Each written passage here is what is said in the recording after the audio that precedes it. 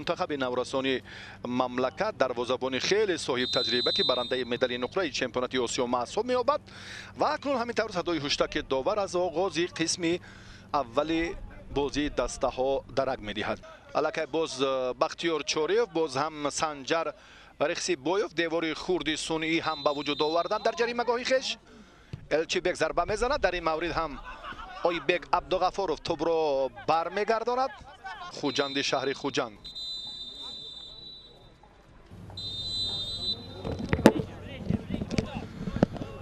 دوستان عزیز، اکنون قسم دومی واخوری دسته های خوجند و دوشنبه 83 رو با هم تماشا میکنیم.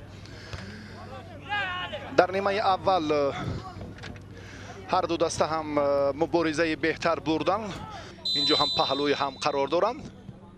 پهلو هر دو همین نفران رو همین نفران رو هم واقعا اشاره کرد، اما فردوس چقلف در این جریان خیلی پیش دستی کرده و دوستان فردوس چقلف هم تا جای ما میدونیم هم ببینید در همین لحظه که خیلی فتح‌الله ابتدا بیان کرد، خورشید بگ نظرف را هم اشاره کرد که با آن نقطه گذرد و بعدا هم چقلف از این لحظه خوب استفاده کرد.